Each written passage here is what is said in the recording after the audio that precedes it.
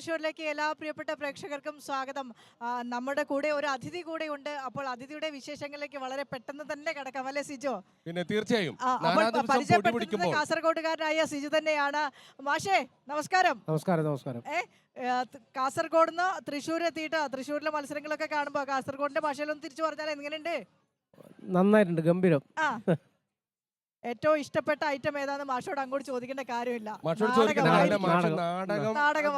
ഒരുപാട് കാലം നാടക നടനായി ആ നാടകത്തിന്റെ പിന്നണിയിലും എല്ലാം പ്രവർത്തിച്ചതാണ്. അപ്പൊ മാഷിക്ക് ഏറ്റവും ഇഷ്ടപ്പെട്ടത് നാടകം. ആദ്യം ഇവിടെ എത്തിയപ്പോ തന്നെ ചോദിച്ചത് നാടകവേദി എവിടെയാണ്, ആരാണ് നാടകം റിപ്പോർട്ട് ചെയ്യാൻ പോയത് എന്നാണ് മാഷ് നമ്മുടെ സ്റ്റുഡിയോയിൽ എത്തിയപ്പോൾ തന്നെ ആദ്യമായിട്ട് നമ്മളോട് ചോദിച്ചത്. അപ്പോൾ നാടക വിശേഷങ്ങളിലേക്ക്, സിനിമാ വിശേഷങ്ങളിലേക്കൊക്കെ കടന്നാൽ നമുക്ക് കലോത്സവ വിശേഷങ്ങളിൽ തന്നെ തുടങ്ങാം, അല്ലേ? കലോത്സവ പരിപാടി ഇപ്പം ഞാൻ വന്നു, വേദികൾ കണ്ടു. വളരെ നല്ല സംഘാടനം, മികച്ച സംഘാടനം, നല്ല ജനപങ്കാളിത്തം, എല്ലാം കൊണ്ടും തൃശ്ശൂർ പൂരത്തിൻ്റെ അനുഭവം തന്നെയാണ്. മറ്റൊരു പൂരമായി മാറിക്കഴിഞ്ഞു, കലാപൂരമായി മാറിക്കഴിഞ്ഞു. കാരണം തൃശ്ശൂരുകാർക്ക് പൂരം അവർക്ക് സ്ഥിരം കാണുന്നതാണ്, എല്ലാ വർഷവും കാണുന്നതാണ്. വല്ലപ്പോഴും വരുന്ന കലോത്സവത്തെ ഒരു കലാപൂരമാക്കിയിട്ടാണ് തൃശ്ശൂരുകാർ എല്ലാവരും ഏറ്റെടുത്ത് കഴിഞ്ഞത്. ഇന്ന് ശനിയാഴ്ചയാണ്, നിറയെ ആളുകൾ. ഇനി ഉച്ചയ്ക്ക് ശേഷമൊക്കെ ഇവിടെ കണ്ണും കരയില്ലാത്ത ജനങ്ങളായിരിക്കും. ഇന്നലേക്ക് ഒക്കെ ഉള്ള നമ്മുടെ അനുഭവം ആ രീതിയിലായിരുന്നു.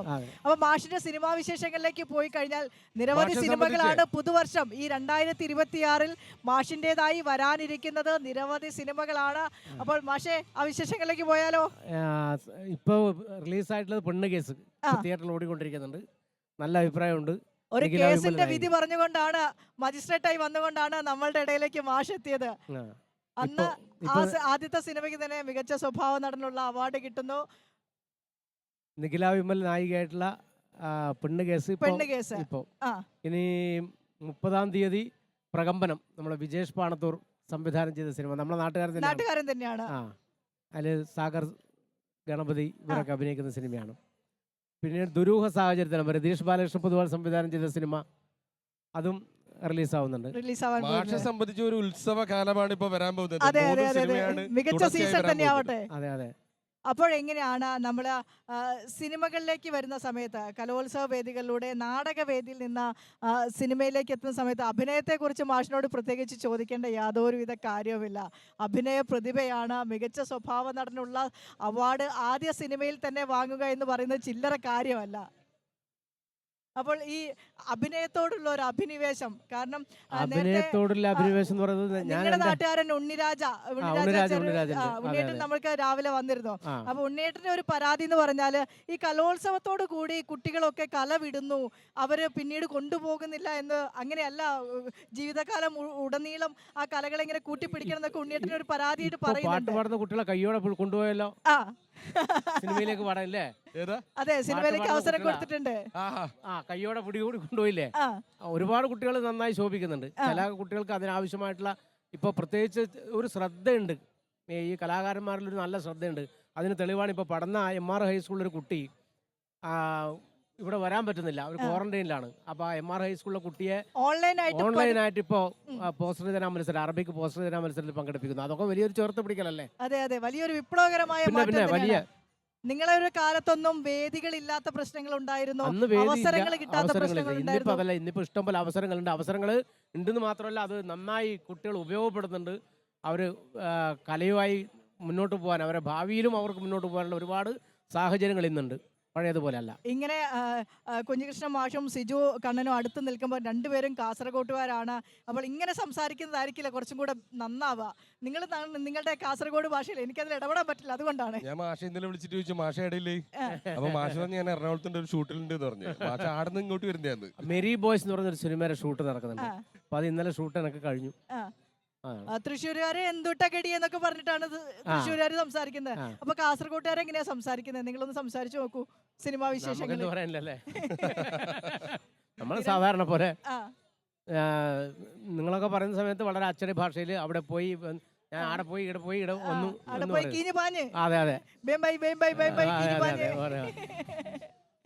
മാഷേ, കവിതകളായാലും അഭിനയമായാലും ജീവിതത്തിലുടനീളം ഇങ്ങനെ കൂട്ടിക്കൊണ്ട് മാഷോടൊപ്പം സഞ്ചരിക്കുന്നതാണ് ഇതൊക്കെ. അപ്പൊ നമ്മൾക്ക് വേണ്ടി രണ്ടുപേരും കവിതയാണോ ഏതെങ്കിലും ഒരു പാട്ട്, ഏതും മതി.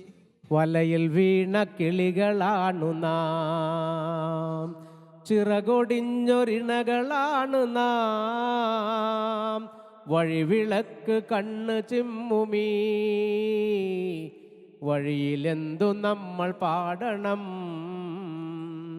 വേടനിട്ട കെണിയിൽ വീണു നാം, വേർപ്പെടുന്നു നമ്മളേകരായി. ഞാനൊടിച്ച കതിരു പങ്കിടാൻ ചിറകടിച്ച ചകിത കാമുകൻ, വലയിൽ വീണ കിളികളാണു നാം. ഓക്കെ മാഷ അത് മതിയോ? ഞാൻ സാധാരണ മാഷ എവിടെ കണ്ടു കഴിഞ്ഞാലും ഒരു പാട്ട് പാടാൻ പറയും, പക്ഷെ അത് കഴിഞ്ഞപ്പോ പറയും മാഷ ഒന്നുകൂടി പാടുമെന്ന് ചോദിക്കും. ഈ തൃശ്ശൂരിൽ വെച്ചും ഞാൻ ചോദിക്കുന്നു മാഷ ഒന്നുകൂടി പാടുവോ? ഒരു നാടകഗാനം കൂടെ. നാടകഗാനാണോ ഉണ്ട്? ബലികുടീരങ്ങളെ